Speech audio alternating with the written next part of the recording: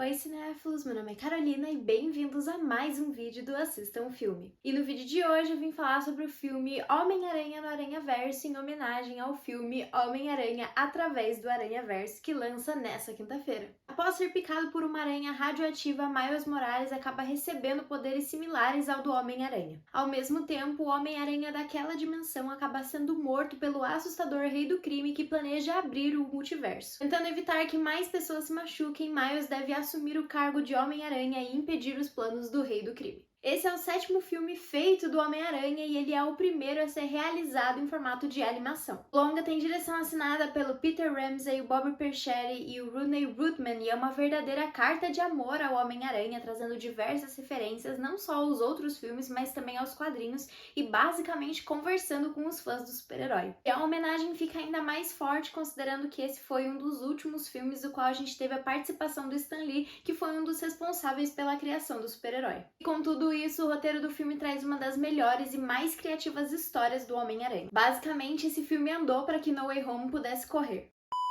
Durante o longa, Miles Morales é apresentado para o público como um jovem estudante que está completamente infeliz com a sua vida. Ele está numa escola nova, ele não tem amigos, ele não tem motivação e ao mesmo tempo ele está passando pela adolescência e tendo que lidar com diversas mudanças. E é então que a vida do garoto muda completamente quando ele tem contato com outros Homens-Aranhas de diversas outras dimensões que, assim como ele, também passaram por poucas e boas. Os personagens do filme são sem dúvidas um dos destaques dentro da história, já que eles são extremamente únicos e muito diferentes entre si, mas ainda assim eles compartilham a mesma essência do Homem-Aranha, sendo extremamente inteligentes, atrapalhados e tendo aquele espírito de herói. Começar pelo Miles, ele é um personagem extremamente carismático, único e engraçado, mas que ainda assim traz traços do já conhecido Peter Parker, o que resulta assim em um dos personagens de mais fácil identificação dentro da Marvel. Acho que todos os Homens-Aranhas, de certa forma, têm assim essa essência de serem muito fácil de se identificar, porque querendo ou não, o Homem-Aranha é um super-herói que tem problemas do cotidiano, então o trabalho dele não paga ele bem, ou ele tá indo mal na escola, a menina que ele gosta não gosta dele, ele não tem dinheiro, então é muito fácil a gente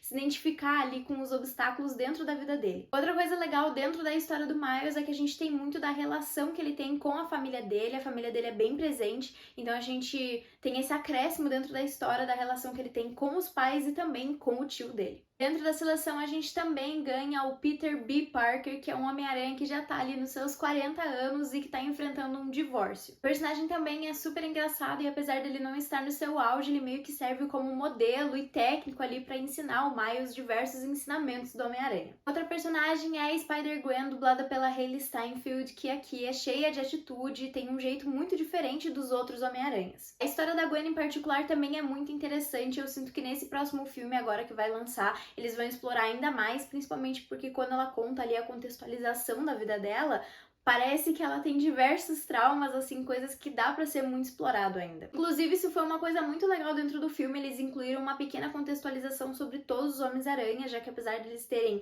histórias muito similares, todos eles são de estilos e épocas completamente diferentes. Exemplo disso é o Homem-Aranha Noir, que é dublado pelo Nicolas Cage, que traz um Homem-Aranha super pessimista ali dos anos 30, que pega muito do estilo noir daquela época. Segundo o ator, ele teve uma liberdade criativa muito grande dentro do papel, então ele meio que se inspirou em uma das estrelas mais conhecidas ali daquela época de Hollywood, que era o Humphrey Bogart. A gente tem também a Penny Parker, que é uma das versões também bem diferentes ali do herói, já que ela luta ao lado de um robô e ela lembra muito a Operação Big Hero, assim, principalmente a relação do Baymax com o personagem principal do filme e a relação que ela tem com o robô dela. E por fim, nós temos o Porco-Aranha, interpretado pelo comediante John Mulaney, que assim como o Nicolas Cage também recebeu total liberdade para fazer o que ele quisesse ali com o personagem, trazer diversas piadinhas assim, e o personagem dele é inspirado em animações dos anos 40, então por isso que ele tem aqueles traços mais cartunescos e faz diversas piadinhas. O filme também ganha muito por ele ser realizado em animação. Dentro do longa, por conta desse fator, os realizadores têm muito mais liberdade para explorar diversos tipos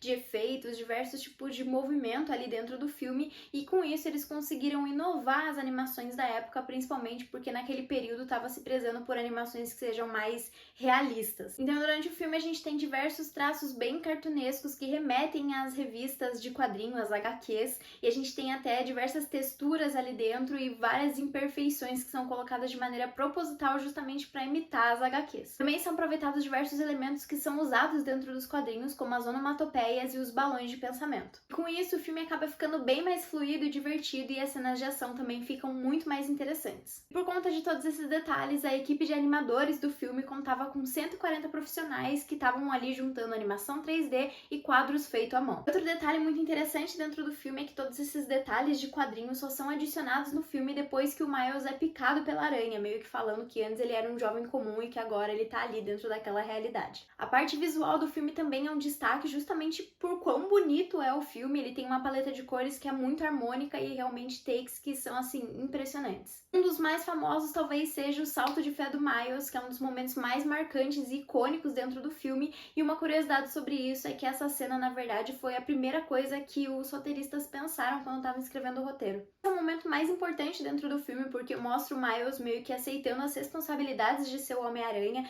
e entendendo um pouco mais sobre ele e sobre as suas capacidades. E é impressionante em que um momento tão especial tenha inspirado os roteiristas a escrever todo o resto do filme meio que só ao redor dessa cena, assim. Todos esses fatores também ajudam a aumentar a imersão do espectador para dentro do filme, já que desde o início a gente é praticamente jogado para dentro da narrativa. Eu falo isso até por experiência própria. Eu recentemente reassisti o filme e assim, eu não vi o tempo passar. Eu fiquei de fato presa na história do começo até o fim, e isso foi uma sensação que eu até me surpreendi. Uma coisa que é impressionante é que apesar do filme trazer essa narrativa que é cheia de detalhes e questões, é um filme que aborda multiverso, então aborda diversas coisas ao mesmo tempo. Ela não é complicada, ela não é difícil de se compreender, na verdade ela é super fluida e muito gostosa de se assistir. Um fato que ajuda muito nisso é a trilha sonora do filme, que não só complementa ali a narrativa e torna momentos extremamente épicos, mas também conta muito sobre os próprios personagens.